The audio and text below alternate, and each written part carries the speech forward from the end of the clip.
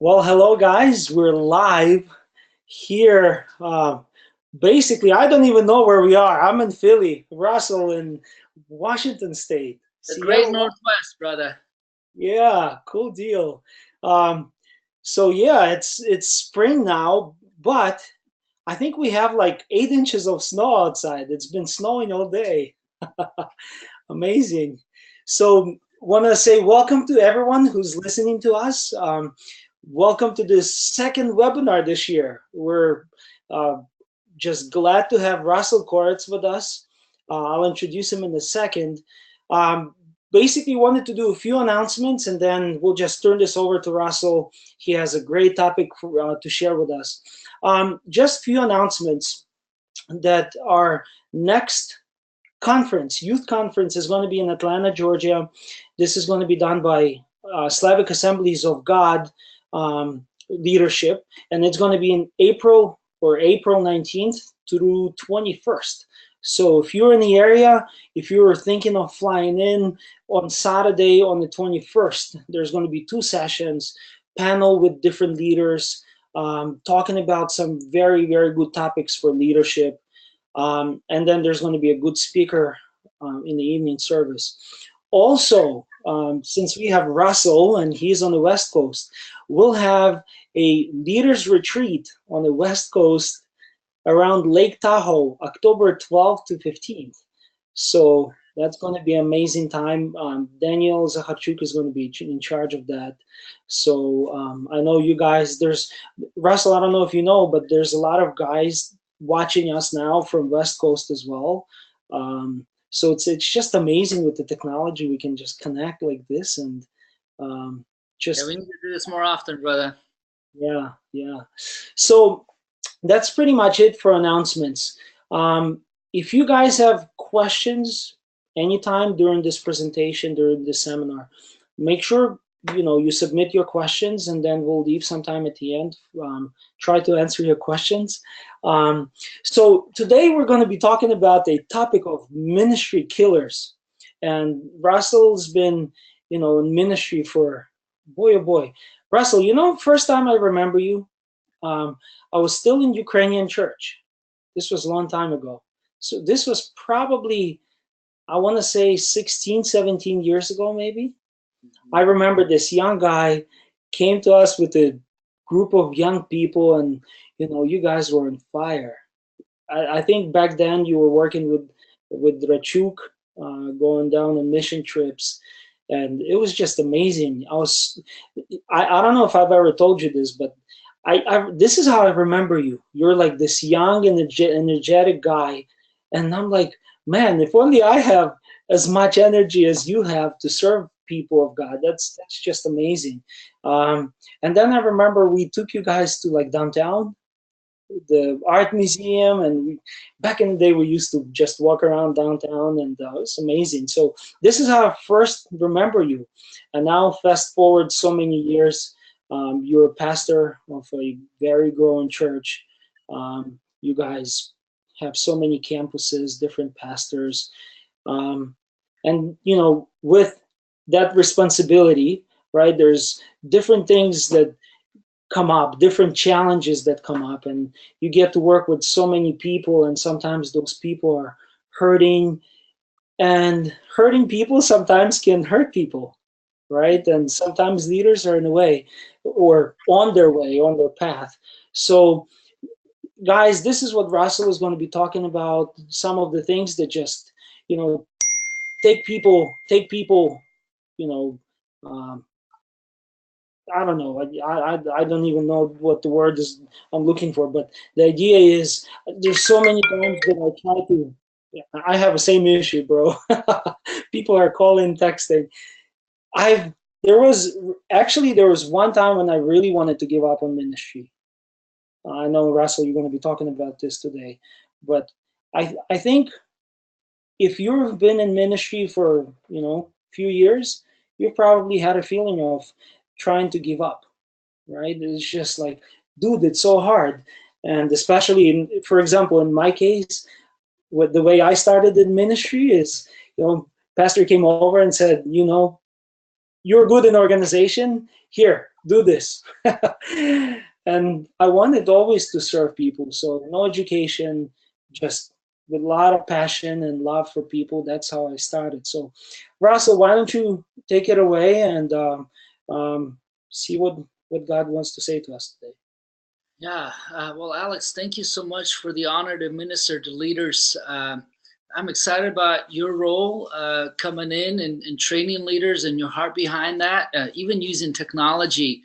Man, this is exciting, and we're definitely going to share with our youth leadership teams from different campuses to jump on board and to be part of this great community. So just an honor to be with you guys.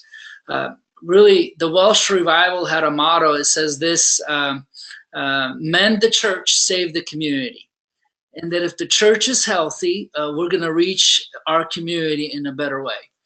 And a healthy church really starts with healthy leadership, because as leaders are, it passes on into the community.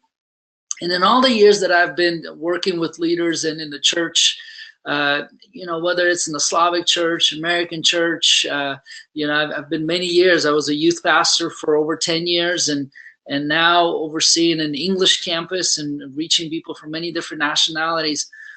What I've noticed and what I wanted to share with you guys today is that there's 5 reasons why people leave the ministry.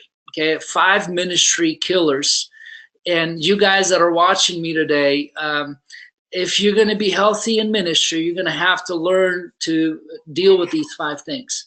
Now, I want to today dwell on 3 primarily of those and 2 just shortly, but the 5 things are sin, burnout, criticism, conflicts, and offense. Okay, we all know sin, issue with adultery and pornography and all that. So you've got, or greed, money, you've got an issue of sin. And I think that's where we dwell a lot when it comes to ministry. But really over the years that I've been a youth pastor and in a church setting, I've noticed that people leave the ministry and leave the church setting, not because so much of the sin issue, as much as them not being able to deal with criticism, conflicts, and offense. And so today, I just wanted to spend some time with you guys and just really share my heart with you on some of these things. And that the years that I've been a part of the church, I've noticed that if I'm going to be a healthy leader and if I'm going to be here long term, I have to learn to deal with these things as a leader in a very healthy way. So the first thing I wanted to talk to you guys about is, as a leader, you will have conflicts in the church. It'll happen in every church. It'll happen in the Slavic churches. It'll happen in the non-Slavic churches. It'll happen in the Baptist churches, in the Pentecostal churches, in the conservative Pentecostal churches, in the charismatic churches. It'll happen everywhere because conflicts are normal. They happen in every relationship. Conflict is not a Slavic church thing. There's many people, they think, well, I'm so tired of the Slavic church. I'm so tired of what's happening. It ain't a Slavic church thing. Okay, conflict is a thing that happens everywhere. So conflict in and of itself is not a problem. It's neutral. It's neither bad or good. The badness or the goodness of a conflict all depends on how you as a leader deal and respond to conflict. Okay, so conflict is going to happen in every church and in every relationship. There was research done on pastoral tenure.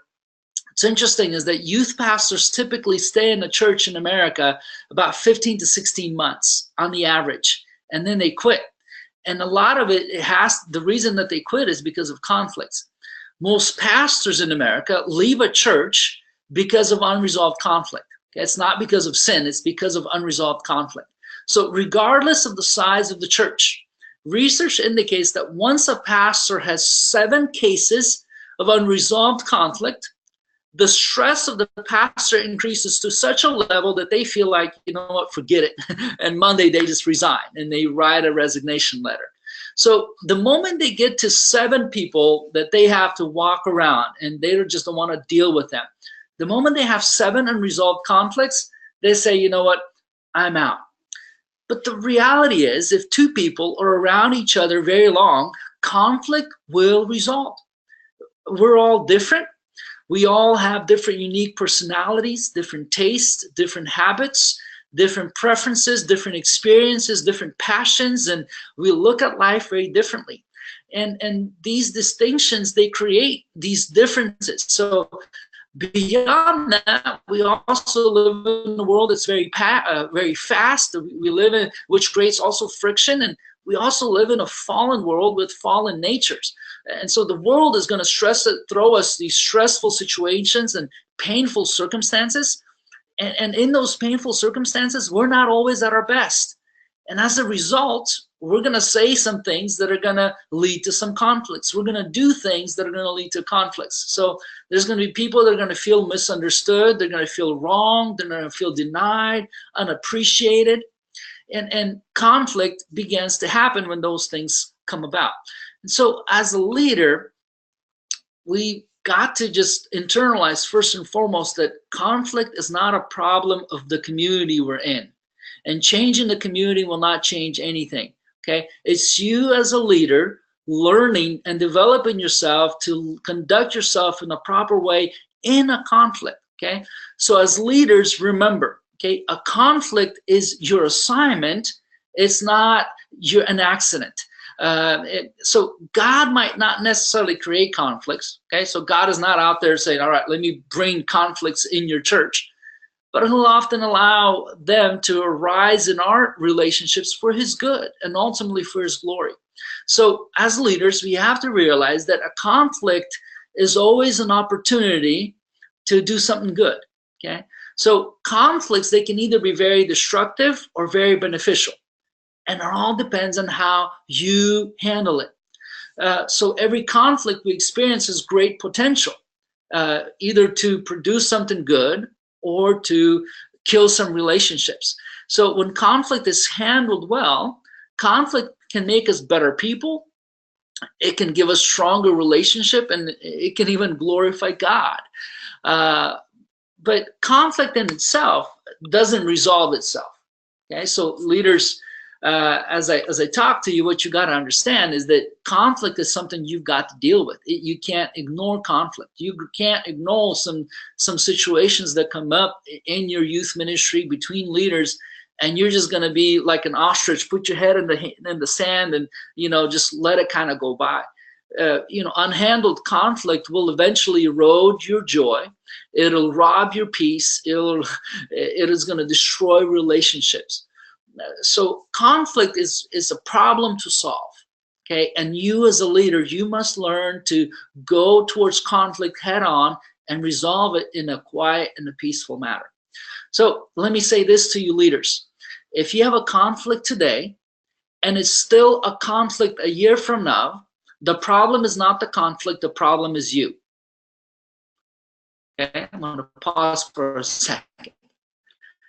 If you have a conflict today and it's still a conflict a year from now, the problem is not the problem is you, the leader, in that you're not dealing with this conflict.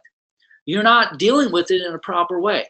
Okay, so you've got to learn to put conflicts and deal with conflicts and come to resolutions. And the problem is not the culture or the community that you're in. The problem is you as a leader being able to deal with the conflict as an assignment and figure out a solution and move on. Okay. Many leaders, they're not able to do that. And so they just kind of live with the conflict growing and growing and growing as a cancer, and eventually it kills you. It takes away all your joy, and after a while, like, forget ministry. I'm not doing this anymore. So leaders, if you're going to last in ministry a long time, you have to learn to deal with conflict in the right way. The second ministry killer that kills a lot of youth leaders, and over the years, I know a lot of youth leaders, and me and Alex, we've been together for many years. It's been a lot of youth leaders who've quit because of criticism. Okay, they get criticized. Now, dealing with criticism, you guys, is painful for all kinds of leaders. I'll be honest, it's painful for me. I remember when I got married and my wife would somehow feel like she can speak to me about my sermons and criticize me. Oh my goodness, that was so painful. That was a moment that I had to really go through. And after a while, we had to say, I had to come to my wife and say, okay, honey, I'm going to give you permission to correct me and challenge me in my preaching styles and how I present, but don't do it on a Sunday. Don't do it right after I spoke. And so we had to work out a way to where she could challenge me and make me a better preacher, but maybe share it on a Monday when not on Sunday when I've just got off from the pulpit. So dealing with criticism will come to everybody. But as leaders, most criticism is good for you, okay? We can learn from our critics and we can grow as leaders. And so if you're going to become a leader, just like, I'm not going to have any criticism, get all critics away from me, I don't want no criticism. Well, that's not healthy. That's not healthy for you, okay? So as leaders, we don't like criticism, but it's important to have criticism. So if we are to succeed as leaders long-term, we must learn to deal with criticism in a very healthy way. Scripture says, Proverbs 13:18, if you ignore criticism, you will end in poverty and disgrace. And if you accept correction, you will be honored.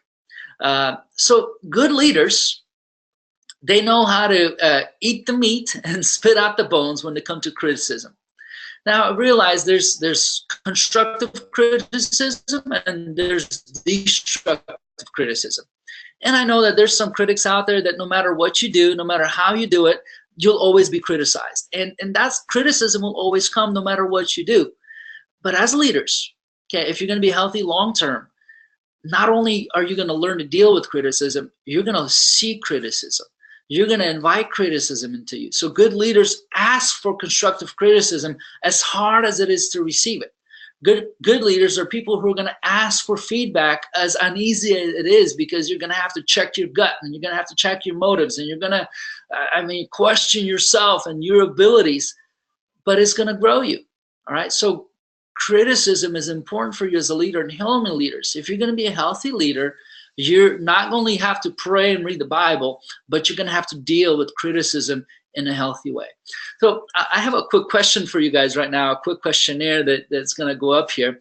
The question that I wanted to ask you guys and kind of get some feedback here in a couple minutes. What criticism is the hardest for you to deal with? What criticism is the hardest on you?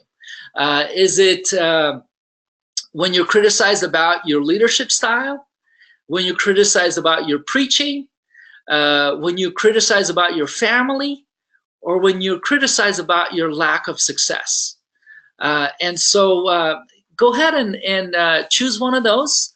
And I would love to see what your response is. What's the hardest criticism on you? Just want to get some feedback on what kind of criticism you would struggle with. And none of those fit you. Just think about what's the closest one for those. What criticism is the hardest on you? Your leadership abilities, your family, your preaching. Would love to see what you guys answer on this one. The third ministry killer that I wanted to talk to you guys about. All right, so again, we're talking about things that kill ministry. We've talked about criticism. We've talked about conflicts. And wow, interesting. You see the quick poll results, and the top three answers are all equal. Yeah, interesting.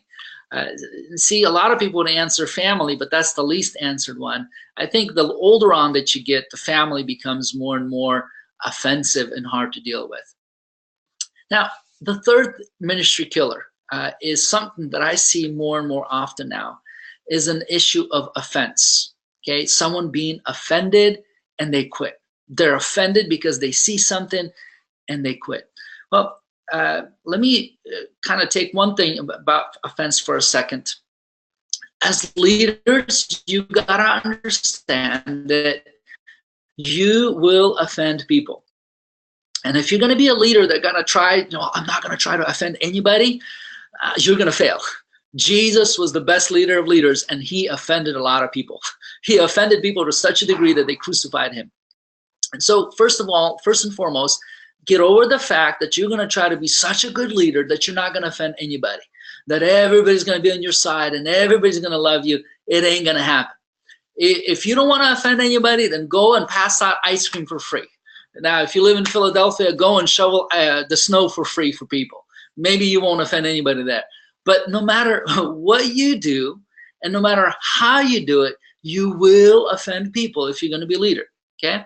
So as a leader, you must be willing to be able to offend people and then just stand for the decisions that you made. Okay, so leaders get over the fact that you're going to try to live in such an issue that you won't offend people. But here's the issue. I think the bigger issue is not leaders being afraid to offend people. I think the bigger issue is leaders becoming so offended by a pastor. They're becoming so offended by a bishop, so offended by somebody's criticism that they quit. There's a saying, happy is the man who's not easily offended. In Luke 17:23, it says this, blessed is he who does not take offense. Okay? Leaders, if you're going to be a leader that lasts a long time, okay, and you're going to be in a healthy ministry, you have to become a person that doesn't get offended.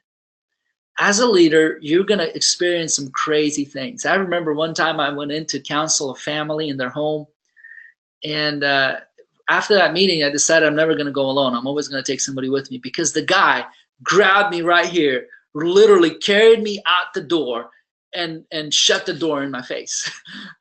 You're going to see all kinds of stuff. Now, this family came back to the church and still a part of the church.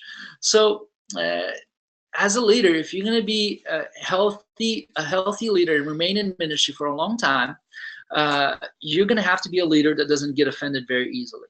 Now, honestly, something is really, really wrong if you're easily offended as a leader, okay? Especially if you're a mature Christian and you're always easily offended. Oh, the pastor, they didn't announce this, or they didn't, they didn't notice me, or they didn't give me credit, and they didn't do this. Leader, like, you know what? You're not going to last long if you're always wanting credit, you're only want recognition, and you're always offended about something, and you're always hurt, and you always want to pout. That's not mature leadership. Okay, mature leadership is a leadership that learns to be able to take offense and forgive and move forward. So how do you become a better leader by not taking offense? Well, first and foremost, understand the role of people. There are no perfect people. Everybody will make mistakes. Everybody will do things that are going to be offensive. Okay, assume good motives about people. If you're always going to be assuming bad motives of your pastor, bad motives of your bishop, it's going to be a tough life to live. So just assume good motives and everything. It'll be easier. You'll be more forgiving. Don't have unfair expectation. Well, you're always going to have an expectation that they're always going to recognize you every Sunday from the pulpit for what you did. Like, don't have those unfair expectations too. Realize the church is full of hypocrites, right? Yes, the church is full of hypocrites, and people hurt, and people say bad things, and people do things. And the reality is Jesus is our hope. And Jesus is whom we point to. We don't point to people. We don't point to leaders. We point to Jesus. And so if you're a leader that's often being offended, I would ask yourself, is pride the reason you're being offended? Okay. Is there any truth to somebody's criticism? As leaders, again, I would challenge you guys. If you're going to be in ministry long, you're going to have to be a person that gets passion for ministry, not from the praise of man, not from people approving you, but from the Lord himself. So make a decision to be forgiving.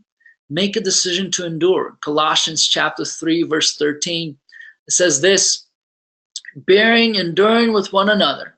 And if anyone has a complaint against another, forgive each other. As the Lord has forgiven you, so you must also forgive.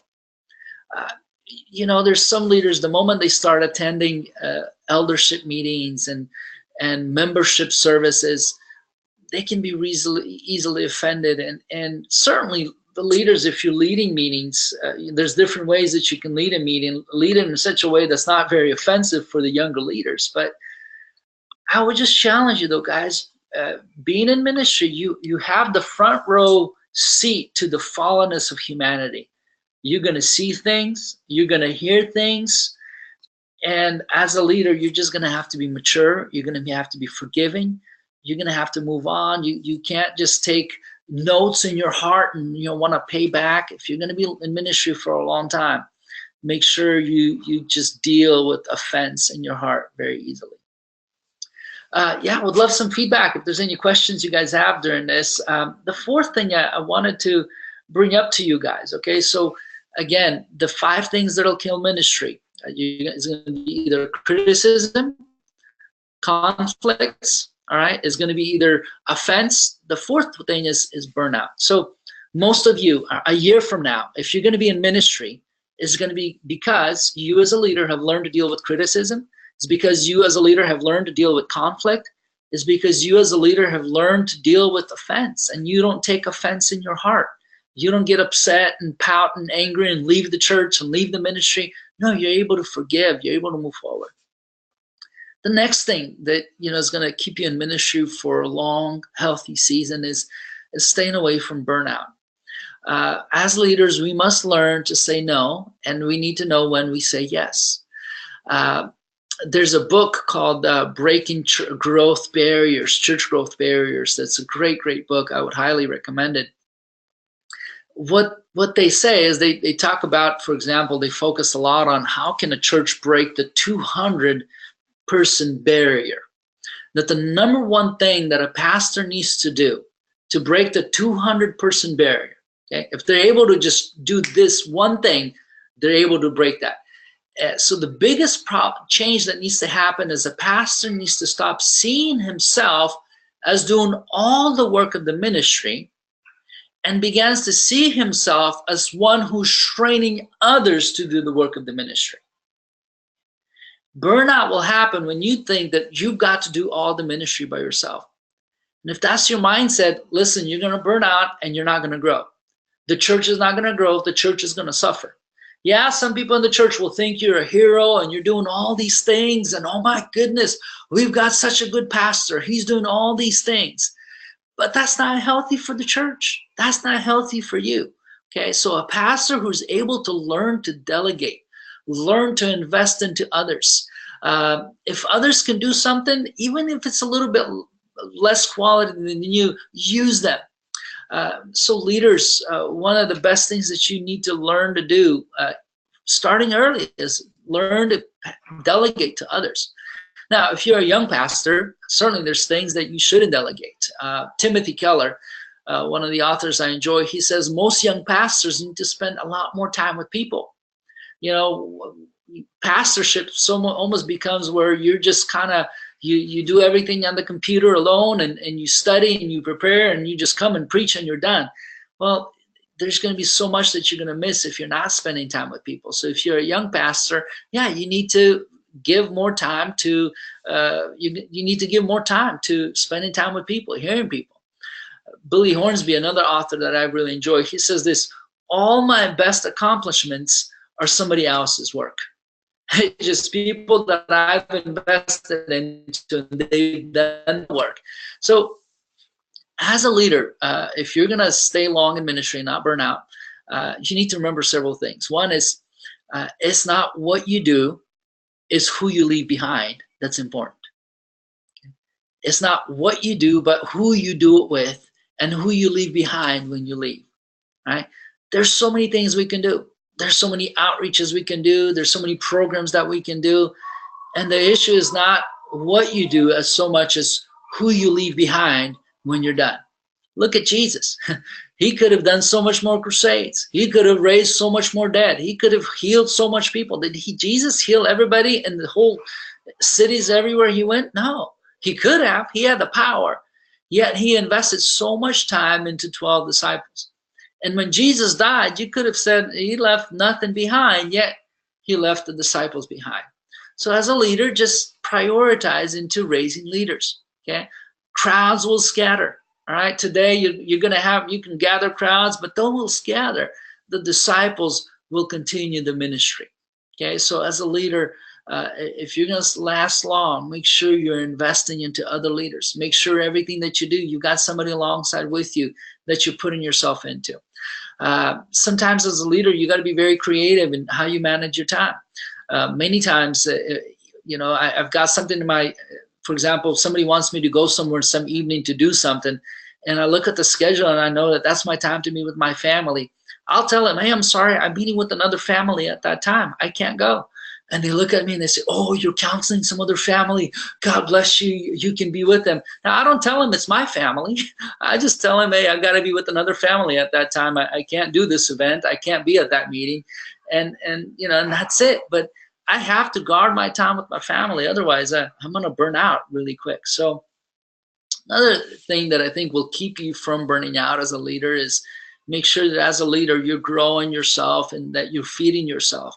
You're constantly, feeding yourself with good books. You're feeding yourself with some podcasts. I don't have too much time in terms of when I can sit down and read and listen. But my car, for example, for me it's my library. Right? The moment I get in my car, I've got it set that if the moment I'm on beat, the moment I'm on drive, I'm listening to a podcast, I'm listening to the Bible, I'm listening to audiobooks, and every month I read a book, and every month I listen through a book through Audible app, and I grow so much by reading. Anytime I can tell you which book I'm reading, and I'm learning so much from that book. This month I'm reading a book called Church Growth Flywheel, and I can tell you so much about that book. By the way, it's a great book for you to get, Church Growth Flywheel. Amazing stuff. So as a leader, one of the ways that you're not going to burn out is if you're always just growing yourself. So my time is coming kind of to a close here soon. I talked about 5 ministry killers. We're talking about sin, burnout, criticism, conflicts, and offense. Most of the time, I think 99% of the time, leaders, if they're going to quit, it's because of these 5 things. Now, I wanted to ask you a question before we conclude here. Of these 4 issues that we talked about today, okay, which one do you think is the hardest to deal for you? Which one are you struggling with the most in this season of your life? Is it with issues of criticism? Someone criticizing you? Is it the issue of conflicts in the church? Are you offended? You've just seen some things in ministry and you just feeling like, man, I'm not sure I want to do this. I had my different opinions about church. Or is it an issue of burning out? I would just love for you to respond to that, just to kind of see, where you're at in this season of your life. Before we conclude this, would love to just pray together and pray for these 4 areas. Leaders, you are so precious to the body of Christ. And I realize that most of you come from a Slavic background. Interesting. Wow, 56% come from got an issue of burnout. Leaders, I want to conclude with this. God is doing something special. God is doing something special in our community. We've been in touch and staying in touch with a lot of Slavic guys right now that are starting English-speaking churches in America. We're good friends with now 40 Slavic churches, Slavic guys who've started English-speaking churches in the United States. I believe God is raising up an army that is going to do some amazing things all over the U.S. Some guys that I know right now around the U.S., just young guys who've stepped out, planted churches, and are reaching their communities in a magnificent way. There's a young guy by the name of Andrew Moros from Virginia, Lynchburg, Virginia, started as a Bible study as he was in Bible college, and now they're like 700 people in Lynchburg, Virginia. Him and his brother Timothy, 2 Ukrainian guys, and starting this church. And now his brother Timothy is moving to Maryland and going to be planting another church. Rhode Island, just planting another church. And it's so exciting that what God can do through young leaders. And even if it's not us, it's the young people that we're going to invest into. It's so important, the leaders, you stay healthy, okay? And a healthy leader, I'm telling you, with time, with persistence, God is going to do some things, right? But leader starts with your heart, okay? It starts with your heart. Take care of your heart. Don't allow conflict to get to you. Don't allow conflict to tear you up. That's what the devil wants, all right? He wants you to get so angry because of conflict that you just want to quit. Don't allow burnout to kill your ministry, right, guys? You have to, I know in the Slavic community, we don't believe in the Sabbaths very much. In the Slavic community, we believe in working full-time and then every night at church. That ain't healthy, all right? Look at some of the most healthiest churches and growing churches. These are people that figured out how to balance time, all right? It's important that you keep yourself healthy. Don't become offended. Don't allow criticism to eat you up, okay? So find people that are going to encourage you. I think it's always good to in ministry have some people that are pulling you up, have some people that you're pulling up, and have some people that are peers that are alongside with you that are just encouraging you. So find people that encourage you, find people to encourage, and find people that you follow and that challenge you to do certain things. But I'm excited. I'm excited for where our country is headed. I'm excited for the young leaders that are being developed in this nation. And I just want to pray together and bless you guys. Father, I thank you so much for Alex and this team of leaders that are coming together. Lord, I thank you for what is happening in the United States with immigrant communities, whether they're Slavic or Hispanic or Asian, different backgrounds. God, we know that you brought them here for a purpose. Lord, I bless every leader watching this video. Lord, I pray for those that are dealing with burnout right now. Holy Spirit, strengthen them. Holy Spirit, refresh them. Holy Spirit, help them in this season, Lord, to just find strength in you. Right now, as they watch this video, Father, may your power just come over them. Freshness come from you, Lord, over their lives. Jesus, I pray for those that are dealing with criticism, and criticism is so hard. Jesus, you were criticized every day here. People will criticize you for raising the dead and casting out demons and healing people. Lord, and help us as leaders to understand that no matter what we do, we'll be criticized. And so, Father, teach us to deal with criticism in a healthy way. Teach us, Lord, to see criticism in a proper way, to take what we need to take and to discard what we need to discard. Lord, I pray for leaders that are facing conflicts right now, maybe within their church, within their teams. There's conflicts, and they happen in all relationships, in all churches. Father, I just pray that leaders are not going to get discouraged by conflicts, but just see it as assignments to do, as a problem to solve, not something to gripe about and just to quit. Encourage leaders watching this in Jesus' mighty name. Amen. Thank you, brother. This was very interesting. I loved a few things that you said, that as leaders, we have a front row seat to see all of the fallenness of humanity. Very, very powerful statement. Because a lot of times I would just hear how some people would just respond to pastors, and I go, what in the world? Like, how can these people even behave in this such a way? And another thing, when you were talking about burnout, and we'll get to questions, we have a bunch of questions here. I love this statement. My best accomplishment is someone else's work. I love it.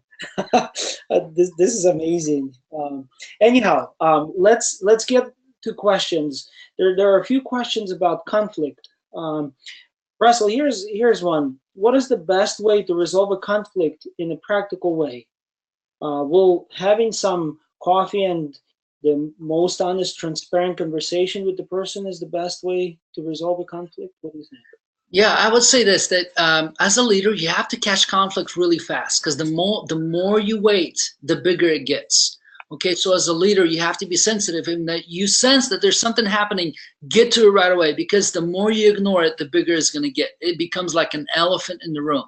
So I would say, get to it fast. I would say, many times we want to get everybody in the room and let's have this big discussion, when many times, hey, let's meet, meet with that person who's at that core of that other conflict. Meet with them one-on-one. There's just something that happens when you reach out to the person. It just kind of disarms them, and so have that conversation there, instead of just gathering the whole bratska, get everybody together and let's decide this right here, right now, and then have people on the sides. It's not healthy. So deal with it one-on-one, and deal with it early, I would say. And I think little thing that I would add is, a lot of times when you have someone that's offended, a lot of times the first reason that they give you is not the real reason. A lot of times you really have to kind of go beyond the facade of I don't know if you want to talk about that, because I've seen it a lot of times when persons say, well, I really didn't like this. But in reality, they have something against you, and they're talking about your sermon or something like that. Anyhow, the point is, the first reason a lot of times is not the reason why people are offended. So probe to get to the second. That is so on key, brother Alex. That's powerful, very powerful. And the moment you start connecting with one-on-one and being open and saying, hey, I'm open to conversations, it just disarms them and they begin to share those things. Thank you. That's a powerful point. Here's another one. This one is interesting because I did have this question come up before from a leader. And the question is, if you have people on your team who are causing conflict, what do you do? Do you let them go, or how long do you work with them? Yeah. Well, I'll tell you this. If these people are there a year from now, then the people are not the problem. You're the problem. No, let me rephrase it. I think if you're noticing things, approach them and just probe them and find out their motives and just say, hey, listen, I really sense this issue. I just as a leader, you have to develop leaders, and to develop leaders, you gotta get out of your comfort zone and sometimes have these uneasy conversations. And so it's one of those things that leadership development takes you getting out of your comfort zone. And so if you're noticing the leaders are just doing that, other team members are watching you and how you respond. Okay. And so they're either gonna, then if you're not responding, you're gonna lose respect in their eyes, because, and then you might even lead them to start doing the same thing for you. But if they see that you're not going to pass that by, you're going to deal with that, you're going to bring that out into the light. I mean, it's so important to be united with the team, be in unity. And so I would just say, you guys go through those difficult conversations the moment they come up. Be open. It's much better than to grow apart and then be these giant elephants that have no unity. Russell, let me ask you another question. I think this could kind of clarify this a little bit better. Let's say the conflict in a team is not because of misunderstanding, or, hey, I like to do things this way and you guys like to do things this way. But what if the conflict comes from the character of the person? What do you do? So maybe the disagreement is because of the character of the person, because the way the person behaves. How do you deal with those kind of people? Yeah. Well, again, as hard as it is, I would approach that person one-on-one and share my heart, and just even having that conversation, planting the seed and saying, hey, maybe the way you spoke at that, somebody, for example, speaks in a very abrupt way. Having those conversations, as difficult as they are, I think can open up to at least that other person to start thinking next time before they do certain things. So you're not helping them by ignoring it.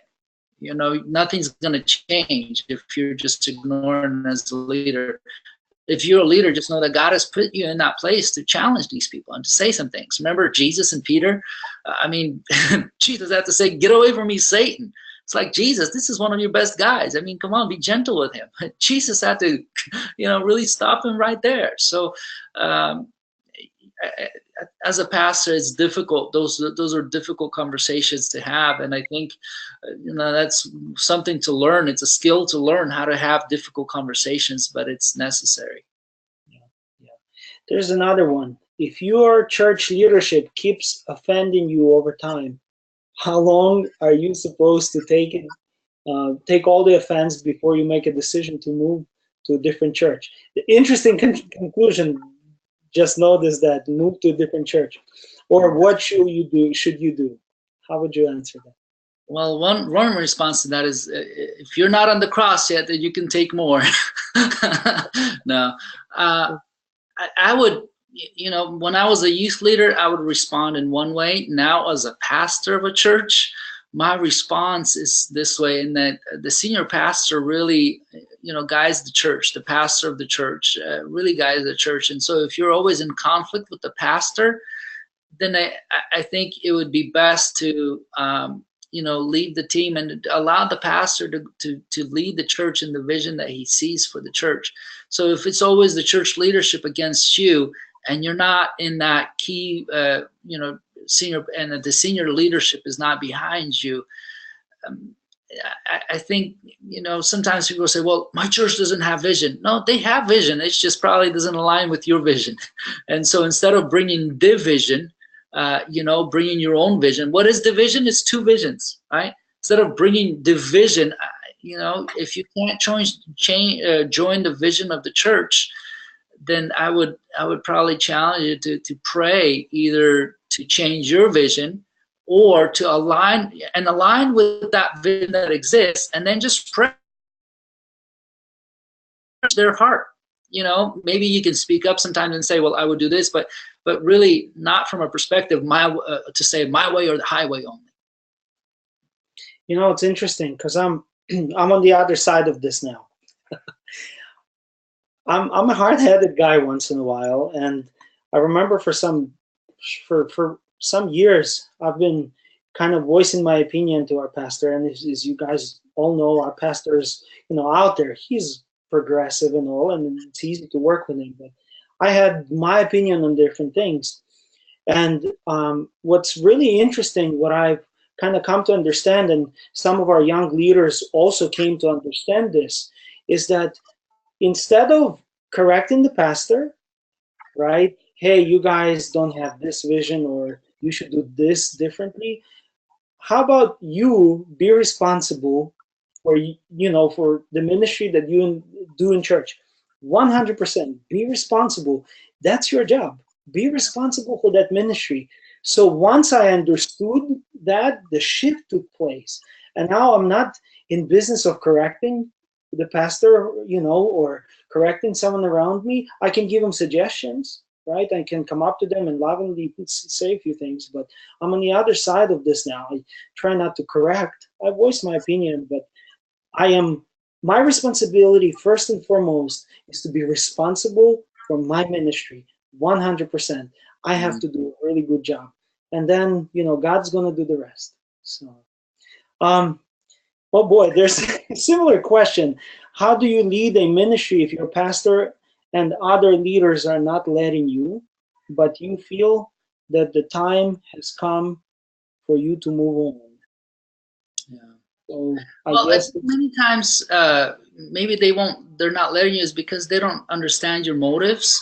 Maybe they don't understand, why you want to do something and how you're going to do it. And so they've heard stories. And so I think, sharing your story and sharing your vision more often is important. And meeting with the pastor one-on-one, meeting with other leaders one-on-one, and really getting buy-in personally. There's something about getting, those deacons or elders separately and talking with them and sharing your heart so that they know your heart. And once they know your heart and your motives, they're able to trust you even more. So I would say build trust. Again, a church is led by elders and deacons, and so build trust with that senior leadership. And the moment they gain your trust, then any idea you put forward, they're going to be much more open to if you're able to develop that trust. So take time. I would much rather, as they say, they ask, well, in terms of Billy Graham, if you were to chop a tree down, it says I would sharpen the axe for 4 years for 4 hours and then chop it down in 2 hours. Same thing with ministry. Sometimes it's having that buy-in of the eldership. It's going to take a little bit longer, but long term, it's going to be much better, much more healthier for the family. So share your passion, share your heart with them one-on-one. And it's going to take time. There's another question on a little different subject. As a leader, how can you encourage your team members about some of the things that you've mentioned, especially talking about burnout? Yeah, I think one of the things that are important to do as a leadership team, when you come together, for example, you have a leadership team meeting, dedicate some time to leadership development. Don't focus your whole energy on talking about events and planning and things to do and the to-do list. So if you have an hour and a half of the leaders together, dedicate the first 30 minutes to reviewing a book together, to watching a seminar together, to watching a video like this together. right? One of the things that we from time to time, Craig Rochelle and his leadership podcast are gold. You know, come together with the leadership team and just watch his 20-minute video leadership podcast and discuss it for a couple minutes. Maybe if there's a certain issue that you guys are dealing with, have the whole leadership team read a book at home, and then spend the first 15 minutes to just discuss. Hey, and let the leaders know we're gonna discuss this chapter of this book when we come together before we do the to-do list. There's something about reading a book together that'll change your guys' team. Really will impact you guys so much. All the best leaders out there in the nation today, their leadership team, every one of them, you'll hear them, they read books together. They study material together. So while we're on the topic of books, people are asking, what are you reading? List of your favorite authors on leadership topic. So as I mentioned, a book right now that I'm reading this month is Church Growth Flywheel. Last month, you guys, I read a book on called Practicing the Power by Sam Storms. It's on the gifts of the Holy Spirit and how they operate. Wow, it changed. It's one of the most best books I've ever read. It was recommended by Matt Chandler from the Village Church in Dallas. It's a huge church. They went through this whole book, the whole church together. It's like a 20,000 member church. Sam Storms, love the book. So if you've got any questions on the Holy Spirit and those things, what a powerful book. A book called How to Break Church Growth Barriers is a great, healthy, awesome book. One of my favorite books for pastors is called Dangerous Calling by Paul Tripp. Great book that I would pay pastors $50 to read that book if I had the money. Timothy Keller, any books by him are great. I can't. I would have to do a whole hour just on books that have shaped me or changed me. But books are amazing, and again, I'll do one book a month I read, and I listen to a book a month on Audible, and they enrich me so much. But besides book, I do a lot of podcasts. So Craig Rochelle Leadership Podcast is gold. Carrie Newhoff Leadership Podcast is amazing. Listen to it. So it comes out once a week. I listen to it all the time, and it's just I listen it on 1.5 speed. And so as I'm driving by getting to church, I've listened through a podcast, and so such great material out there. It's the greatest time to be a leader is right now because of all this leadership training available to us. Cool deal. Well, there's a few more questions about team building and things like that, which thank you for asking those questions. Next month, we'll have, watch for the webinar information. We'll have Mish Fomenko come in and talk about 10 lessons or 10 laws for a leadership team. So he's going to cover a lot of building leadership topics and things like that.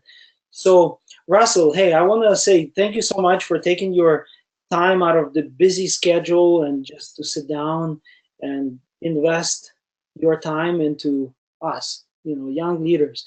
When I was listening to you, and I was like, man, you have such a father's heart, and no wonder there's so many good people around you. You guys are working on a team. So I hope that this is not going to be the last webinar, right? I just want to say this so everyone kind of hears this. I hope that maybe you'll find some time later on, because you've been in ministry for so long, and you really know our culture. Actually, maybe one other question that someone asked is, how do you deal with different cultures? I know you guys have Americans in your church, so when you have leadership and different cultures on a team, would you mind quickly talking about that? How do you guys kind of put them together? So as a church, we have 5 campuses right now. 2 of them are Slavic campuses, and 3 of them are non-Slavic campuses. The campus where I'm at, we have people of different nationalities, part of every leadership team that we have, starting from our elders to all the time on the stage. And every of our ministry, we have people from different nationalities, and it's so beautiful. It's so amazing. It enriches us. We would never trade that for anything else. Honestly, I think there's such a fear that's not. It shouldn't be there in terms of different nationalities and different cultures present. So we've just, I guess, going into this, there was fear, but being in this, I would never want to go back. And we've always very conscious that we want different races and different nationalities that groups represented in everything that we do. And it's such a blessing. Jesus says, my house shall be called a house of prayer for all nations. And so because we believe in the gospel really does change people. It changes people's hearts. It changes people's views. And so all the cultural stuff, it's just it gets mixed up. And so it's really beautiful. And I just say that the fear that's there is it's not very healthy, and it's not true. It's beautiful to be together with different cultures. Thank you. And a lot of times what I hear, and I know some of my guys spoke with Pastor Vasily, and I know that he spends a lot of time just working with leaders. You guys do different leaders retreats. You work with your leaders, and I think a lot of times that's also the key to having good communication and actually integrating those things and have God, do His part. So amazing. Yeah. Good deal. Russell, thank you so much. Once again, thank you for your time. God bless you guys down there, and hopefully we'll get to do this maybe some other time as well. Thank you, Alex. And for all of you guys that are watching, go to iGrowLeaders.com. You can get all of the information. Past webinars are recorded, and they're going to be available in the resources tab. So you go to iGrowLeaders.com, and also on Facebook, iGrowLeaders.com. Like the page, and you'll have all the information. Thank you, guys. God bless you. Good night.